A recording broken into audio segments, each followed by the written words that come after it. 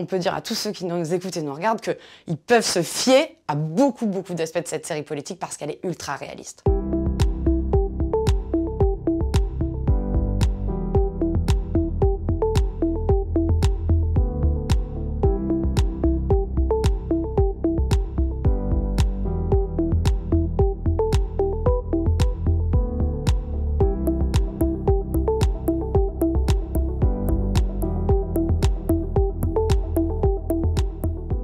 Je pourrais vous citer quasiment toutes les scènes parce que c'est presque à la virgule près la façon dont il est, la façon dont il se comporte, la façon dont il réfléchit, aussi ses états d'âme. C'est quelqu'un, on voit, qui peut être très heureux et puis très malheureux d'un coup. Laissez-moi seul.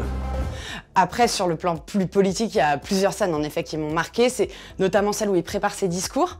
Ça, c'est tout à fait vrai. Jean-Luc Mélenchon, il a une toute petite note comme ça, avec quelques éléments, mais pas peu de notes. Il dit souvent, la note, c'est la mémoire de l'âne. C'est comme ça qu'il est d'ailleurs un très bon orateur et qu'il est sur scène sans notes quasiment, avec quelques rappels. Ça, c'est très vrai.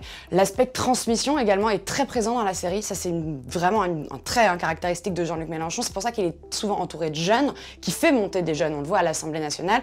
C'est une autre de ses caractéristiques. Il aime beaucoup transmettre. C'est un intellectuel. On le voit dans la série. Il y a une rivalité avec Éric Woerth sur le côté je travaille beaucoup, je lis beaucoup. Quand ils sont en Espagne, sans rien divulgacher, il a une valise entière de livres. Éric Woerth est un peu complexé face à cette puissance intellectuelle qu'est en effet Jean-Luc Mélenchon. Voilà. J'ai 4 cagneux qui me font des notes de lecture. Quand j'en trouve une intéressante, je lis l'ouvrage moi-même. S'il y a un truc que j'aime pas, c'est déléguer le travail intellectuel. Et puis il y a un troisième élément qui est très bien montré dans la série, c'est le côté « je décide tout seul ». Quand il envoie ce tweet pour donner sa position, j'en dis pas plus, sur ce référendum... Je vais tout de suite faire un tweet. Tu peux pas tout payer avec un tweet. T'es obligé d'avoir un minimum de démocratie. La 6e, c'est quand même l'ADN de Debout le peuple. Et bien à ce moment-là, c'est tout à fait du Jean-Luc Mélenchon, c'est je décide tout seul sans forcément faire de la démocratie interne. Ça, c'est une vraie critique au sein de la France insoumise et qui est très bien montrée dans la série, c'est le côté il décide pas assez en groupe. Et ça, c'est vraiment le fil conducteur de la série. Debout le peuple, c'est moi. Il a des bonnes intuitions politiques, mais en même temps, si on suit le fil de la série, ça va pas du tout le servir à la fin. Le non va remporter une victoire écrasante. Le peuple aura donc tranché la controverse en ma faveur. Je trouve que ça aussi, c'est très vraisemblable. C'est-à-dire que Jean-Luc Mélenchon, il est souvent en avance sur les concepts, il réfléchit beaucoup, il aime bien avoir un coup d'avance, mais parfois, c'est pas forcément la stratégie qui convient aux électeurs. Et c'est ce qui s'est passé au cours de 2 campagnes électorales où il a subi un échec. Et ça, c'est tout à fait bien dit et bien montré dans la série. Au fond, les gens sont avec nous, mais ne le savent pas encore. Il suffit juste de bien leur expliquer. Jean-Luc Mélenchon, ses positions politiques, en général, il aime que ce soit les siennes. Et il est assez fin stratège pour ne pas se prendre celle des autres, etc.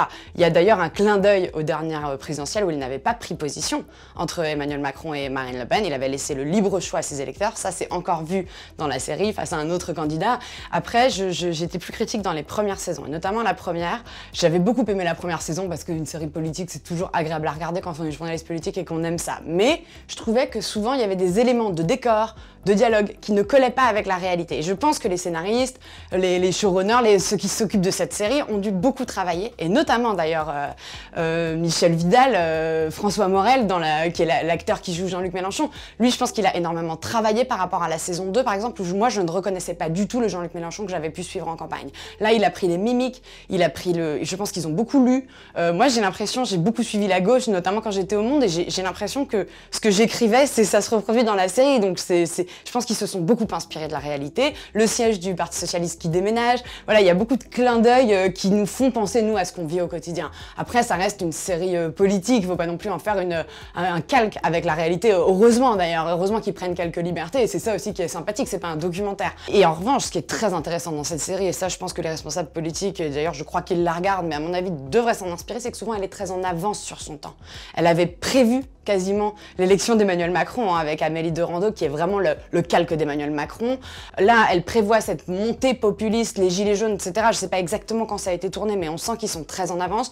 Je crois qu'en effet, le scénariste de la série, Benzekri, sent l'actualité. Il a été lui-même en politique et est très visionnaire. Et ça, je pense que ça doit tous nous alerter, parce que ce qui est montré dans la série est quand même assez fort, hein, d'un point de vue politique. Et je pense que, voilà, on a aussi à y... Moi, je pense que dans mes prochains articles, je ferai des parallèles aussi avec Baron Noir, parce que ce référendum sur les institutions, est-ce que ce ne sera pas le référendum sur le climat que peut-être Emmanuel Macron fera? Cette montée populiste, on la voit. Voilà, donc je trouve que c'est une série, au-delà d'être très agréable à regarder, qui est une série presque chimiquement pure du point de vue politique.